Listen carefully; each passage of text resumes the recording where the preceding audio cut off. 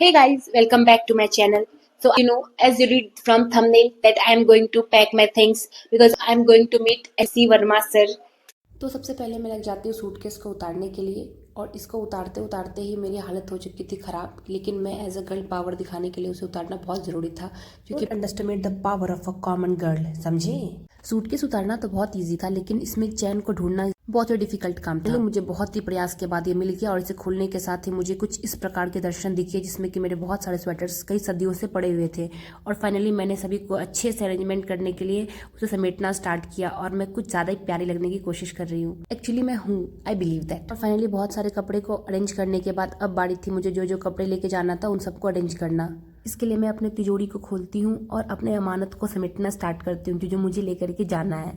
As a girl हमारे पास तो बहुत सारे कपड़े होते हैं लेकिन जब हमें कहीं कुछ लेके जाना होता है तो हमारे पास एक भी अच्छे कपड़े हमें दिखाई नहीं देते हैं। And as a girl I am also like that. और अब बारी थी कि मुझे जिस बैग में कपड़े लेके जाना था उसमें सारे कपड़े को अरेंजमेंट करना था। तो इससे पहले जिसमें जो पहले से कपड़े पड़े हुए थे उसे बाहर निकालना। तो मैं तो बहुत दिन के बाद इसे खोल रही थी और मुझे पता भी नहीं था कि मेरे पास ये सारे ड्रेसेस हैं जो कि इसमें बहुत टाइम से पड़े हुए थे। मैंने उतना खोला नहीं और फिर मैं लग जाती हूँ अपने कपड़े को अरेंजमेंट करने के लिए। और जहाँ पे मैं सारे कपड़े को बहुत ही अच्छे से अरेंज करती हूँ और इसमें बहुत ज़्यादा टाइम लगता है, बहुत टाइम कंज्यूमिंग है।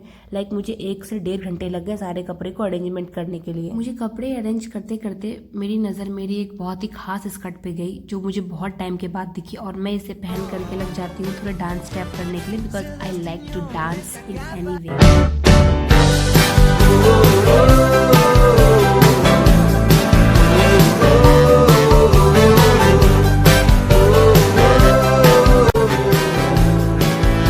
And now it's time to pack my makeup products क्योंकि ये तो मैं छोड़ नहीं सकती हूँ। It's heart beat of any girl. Okay, तो मैं लग जाती हूँ सभी चीज़ों को बैग में पैक करने के लिए क्योंकि इसकी सेफ्टी मेरे लिए बहुत ज़्यादा ज़रूरी है। एंड आफ्टर दैट कि मुझे क्या क्या ज्वेलरीज और हेयर बैंड्स लेके जाने में उसे पैक करने के लिए लग जाती हूँ। और मुझे फिर से अपनी तिजोरी में से एक बहुत ही अनमोल खजाना मिलता है जो कि मेरी एक ये ईयर रिंग है और इसे पहनने के बाद मुझे काफ़ी ज़्यादा क्यूटनेस वाली फीलिंग आ रही थी। And now it's time to pack all this thing in this bag क्योंकि अब मुझे अपने एक ही बैग में सारे सामान को अरेंज करना है। तो मैं जितनी चीज़ों को मैंने पहले कलेक्ट किया था वो सारी चीज़ों को मैं रख रही हूँ। So guys, I have done all those things. I packed my school bag and my cloth bag also. अब मैं जा रही हूँ अपने शैम्पू साबुन ये सारी चीज़ों को पैक करने के लिए। तो मैं सबसे पहले लेती हूँ एक माज़ा का छोटा सा बॉटल क्योंकि मैं बहुत बड़े से बॉटल में अपने शैम्पू को लेके नहीं जा सकती। तो मैं सारे उसमें जितनी ज़रूरत थी मैंने उतने शैम्पू ले लिए। और अब बारी थी कि मुझे अपने सोप को पैक करना था जो कि कुछ इस तरीके का है। तो ये एक सोप बेस है क्योंकि मैं कोई भी साबुन किसी भी कंपनी के यूज़ नहीं करती हूँ। मैं खुद से साबुन प्रिपेयर बनाती हूँ फिर मैं उसे यूज़ करती हूँ। फेस के लिए मेरा ये बेस है क्योंकि मैं बहुत ही ज़्यादा केमिकल फ्री चीज़ें यूज़ करती हूँ और इससे मुझे काफ़ी ज़्यादा खुशी मिलती है। और मैं फाइनली सारी चीज़ों को एक प्लास्टिक में पैक करके अब मैं इसे अपने बैग में रखना स्टार्ट कर देती हूँ जो कि फाइनली मेरा सारा ये पैकिंग हो चुका है कंप्लीट। और लेकिन इसी चक्कर में मेरा रूम हो चुका है बहुत ज़्यादा गंदा। तो मैं अभी अब जाती हूँ अपने रूम की साफ़ सफाई करने के लिए। तो अब मैं बन जाती हूँ काम वाली by. This is a final thing जो मैं अभी कर रही हूँ और इसे करते करते लिटरली मुझे रात के 3 बज चुके हैं और मेरी ट्रेन कल सुबह 12 बजे की है। सो मेरे पास बहुत कम टाइम है रेस्ट करने के लिए बट फिर भी देखते हैं कि कल क्या होता है। तो नेक्स्ट डे मैं किसी भी तरीके से 10 बजे सुबह रेडी हो जाती हूँ और मैं बहुत सारे बैग को जो मैंने पैक किया था सभी को लेकर के जाने की कोशिश करती हूँ। लिटरली ये बहुत ज़्यादा हैवी था तो इसलिए मैंने रैपिडो से पहले ही कर ली थी क्योंकि मैं बहुत ही ज़्यादा समझदार लड़की हूँ। मुझे पता होता है कि कब मुझे क्या करना है। और ये रहा मेरा इतना सारा लगेज और फाइनली बहुत सारे टाइम के बाद मैं स्टेशन पहुंच जाती हूँ। लेकिन मैंने स्टेशन तक अपनी ऑटो बुक नहीं की थी, मैंने किया था एक रेस्टोरेंट तक अपनी ऑटो बुक क्योंकि मुझे पता था कि सुबह सुबह मुझे कुछ खाना है और मुझे पैक भी करवाना था सामान। तो मैंने यहाँ पे एक थाली खाना का ऑर्डर दिया एंड आफ्टर दैट मैं निकल गई बाहर अपने सारे सामान को वहीं छोड़ कर क्योंकि मुझे जाना था बाहर के खाने को टेस्ट करने क्योंकि मुझे यहाँ के स्टेशन के पास की स्ट्रीट फूड बहुत ज़्यादा अच्छी लगती है। जैसे कि ये दही वड़ा ये मुझे बहुत ज़्यादा पसंद है और ये प्याज की कचौड़ी तो मेरी फेवरेट है। आफ्टर दैट ये सारी चीज़ों को पैक करवाने के बाद मैं चली जाती हूँ रेस्टोरेंट की तरफ। लेकिन इतनी ज़्यादा धूप थी यहाँ पे लिटरली मैं बता नहीं सकती हूँ। तो इसकी वजह से मैंने एक एंड इसे पी करके मुझे काफ़ी ज़्यादा रिफ्रेशिंग लगने लगा। जहाँ पर मैं आ जाती हूँ रेस्टोरेंट, और जहाँ पे मैंने अपने बैग को कुछ इस प्रकार से सेट किया था। इसके बाद मैं पहुँच जाती हूँ स्टेशन। एंड लिटरली यहाँ तक पहुँचते पहुँचते जो मेरी हालत ख़राब हुई है ना, वो मैं बता नहीं सकती। खैर, मैं वो सारी चीज़ों को छोड़ करके मैं अभी फ़िलहाल लग जाती हूँ अपने सारे सामान को अरेंज करने के लिए, क्योंकि मैं अकेली ट्रैवल कर रही हूँ, तो मेरे लिए मेरी सामान की सेफ्टी काफ़ी ज़्यादा इंपॉर्टेंट है। तो जितना हो सके मैं अपने कुछ कुछ सामान को अपने पास रखती हूँ और अपने बैग को नीचे सेट करती हूँ। So it's me Navya, as you can see. और पूरे बॉगी में जो सबसे गंदा सीट होता है, जो कोई नहीं चाहता, वो है डोर वाली सीट, और वो मुझे मिली थी। और मैं बता नहीं सकती हूँ कि मुझे कितना प्रॉब्लम हुआ था। लेकिन इस ट्रेन में कुछ कुछ डिफरेंट चीज़ें थी जो मैंने इसी ट्रेन में फेस किया। लाइक ये बॉटल रखने के लिए अच्छी सी लाइक प्लास्टिक की दी हुई थी। कभी ना बंद होने वाले दरवाजे को देख करके मेरे फेस पे बहुत ही फेक वाली स्माइल है। एंड आफ्टर दैट मैं सोचती हूँ थोड़ा मैं रेस्ट कर लूँ, लेकिन जैसे ही मैं सोने के लिए जाती हूँ, फिर मुझे याद आता है, अरे मेरा खाना तो मेरे पास रखा हुआ है, क्यों ना कुछ खा लूँ। तो मैं लग जाती हूँ सबसे पहले अपने खाने को खोल करके खाने के लिए, जिसमें कि मैंने जो प्याज की कचौड़ी पैक करवाई थी, मैं उसे खाने का डिसाइड करती हूँ।